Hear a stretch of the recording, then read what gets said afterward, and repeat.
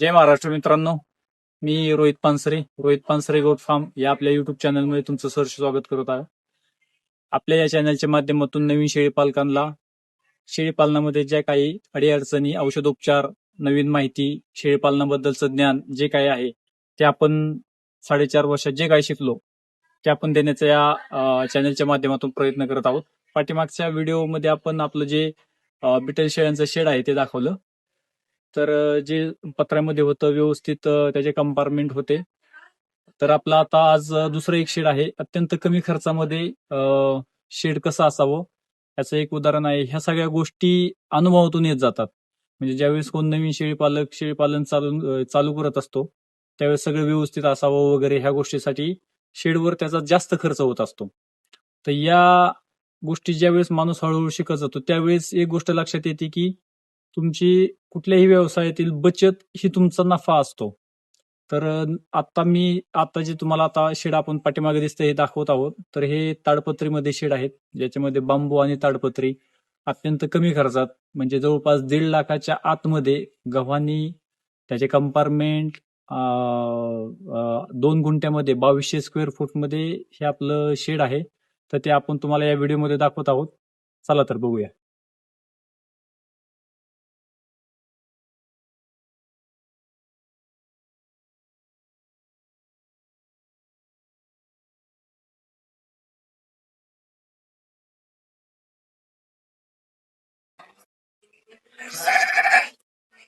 तर मित्रांनो, तुम्ही बघताय हे जे आपलं शेड आहे ते आपण या ठिकाणी माडगाव क्रॉस मेंढ्या जे आपण कटिंग मार्केट करत आहोत त्यासाठी आपण हे शेड बांधलेलं आहे. तर यामध्ये आपण बांबू,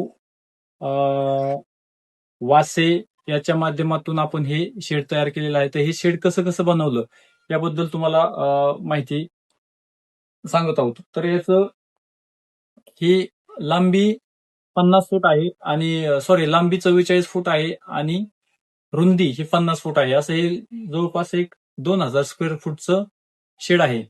तर ज्या वेळेस तुम्ही शेळी पालनामध्ये जास्त दिवस काम करतात त्यावेळेस तुमच्या लक्षात येतं की आपल्याला पैसे कुठं वाचवले पाहिजे होते आणि आपले पैसे कुठं कमी खर्च करायला पाहिजेत, कुठं जास्त पैसे खर्च करायला पाहिजे.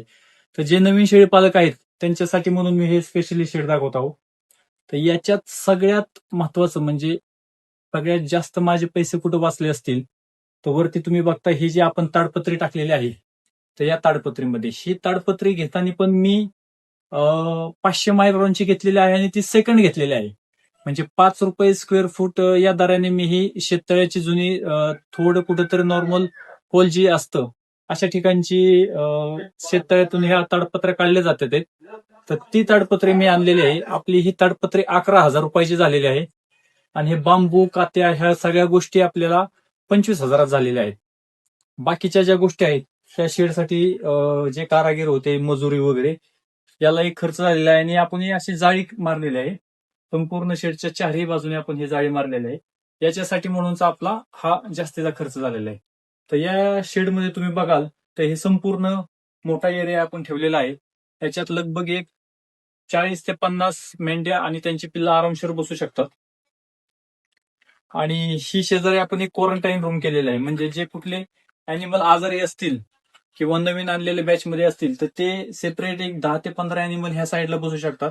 यासाठी आपण हे शेड बनवलेलं आहे. आपल्या या शेडचं सगळ्यात खासियत आणि सगळ्यात भारी वैशिष्ट्य म्हणजे इथं जे आपण बनवलेले गव्हाण आहे या तुम्हाला मी गव्हाण दाखवतो.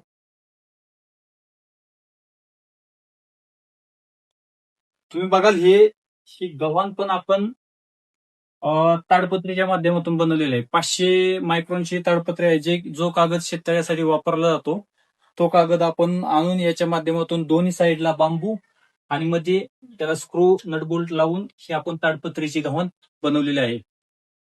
ही गव्हाण आता तुम्ही शेडमध्ये जर बघितलं तर 3 बाजूने ही जवळपास 90 फुटाची गव्हाण आहे. ज्यावेळेस 90 फुटाची गव्हाण आणि त्याचं बजेट काढलं तर असे जे हे गव्हाण तुम्हाला दाखवतो हे गव्हाण असे गव्हाण 90 फूट बनवायला लगभग 20-22 हजार रुपये खर्च येत होता. तर तो 20-22 हजार रुपये कसे कमी करायचे ह्याचा ज्यावेळेस विचार केला त्यावेळेस ही आयडिया आपल्या डोक्यात आली. त्यामुळे दोन्ही साईडला बांबू आणि मध्ये ताडपत्री हे टाकून ही गव्हाण आपली फक्त 3,000 रुपयात 90 फूट गव्हाण ही 3,000 रुपयात तयार झालेली आहे. ते पैसे आपण हा व्यवसाय करताना जितके पैसे तुम्ही वाचवताल तेवढा तुमचा नफा असणार आहे.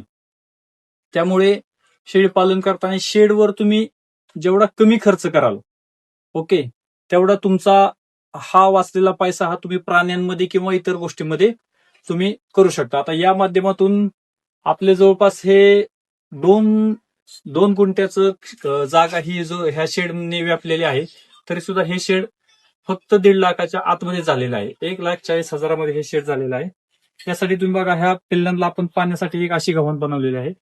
ज्यावेळेस जास्त क्वांटिटीमध्ये अॅनिमल असतात त्यावेळेस बारकं छोटं घमेलं किंवा काय त्याच्यामध्ये ते एक साथ जर अॅनिमल आले 7, 8, 10 तर त्यांना ते पाणी पिणं शक्य होत नाही.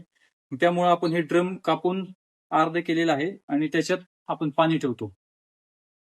ही जी गव्हाण आपण बनवलेली आहे, ही गव्हाण कशासाठी बनवलेली आहे हे तुम्हाला सांगतो. या हा, तर आता जे आपण तिथं प्लॅस्टिक बॅरलची जी गव्हाण बघितलेली आहे, तर ती गव्हाण ही ह्या एरियामध्ये राहणार आहे.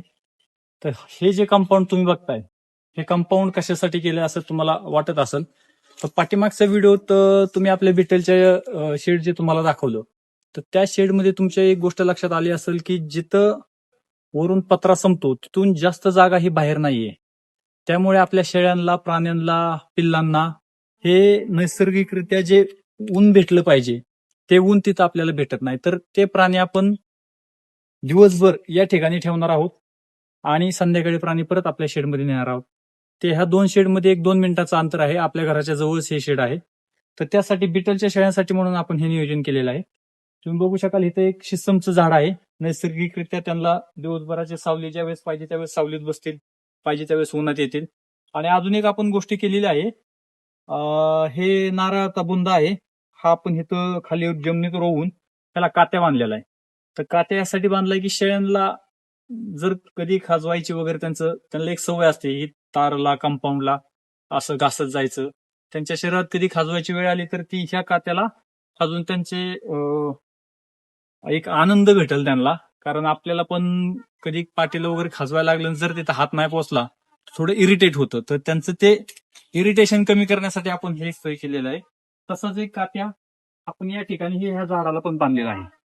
ज्यावेळेस त्यांना कुठल्या प्राण्यांना वाटलं त्यांच्या शरीरात कुठला पार्ट खाजवायचा आहे तर त्यावेळेस ती येऊन ह्या कात्याला, ह्या झाडाला येऊन ह्या भिंतीला सुद्धा खाजवून ते त्यांचं शारीरिक जी गरज आहे त्यांची ती पूर्ण करतील. अशा प्रकारे जो आपला खर्च आहे या शेडमध्ये 1.5 लाखाचा, तो ह्या कंपाऊंड सहित आणि त्या शेडमध्ये ह्या दोन्ही सहित हा आपण खर्च केलेला आहे. तर मित्रांनो, हे आपलं दुसरं शेड होतं जे की मी तुम्हाला आता दाखवलं. तर अजून कोणी आपले हा व्हिडिओ जे कोणी शेळी पालक बघत आहेत त्यांनी त्यांच्या शेडमध्ये कशा कशा अजून कमी खर्चात कसं शेड बनवलं आहे, किंवा आपण हे बनवलं आता जे तुम्हाला सांगितलं आहे याच्यात पण मी अजून काय कमी करायला पाहिजे होता खर्च, अजून कुठली गोष्ट बदल करायला पाहिजे होती जेणेकरून कमी खर्चात आपल्याला अजून चांगलं शेड नवीन शेळी पालकांसाठी एक काय म्हणतात मॉडेल जे म्हणतो आपण, कमी खर्चात तुम्ही असं असं शेड बनवा. हे नवीन शेळी पालकांसाठी आपल्याला बनवण्यासाठी तुम्ही जे काही तुमच्या शेडमध्ये कमी खर्चात बदल केलेले आहेत ते कमेंटमध्ये नक्कीच सांगा. तर अशाच नवनवीन व्हिडिओज आणि शेळी पालनातील अजून काही गोष्टी जाणून घ्यायसाठी तुम्ही आपल्या चॅनलला सबस्क्राईब करा.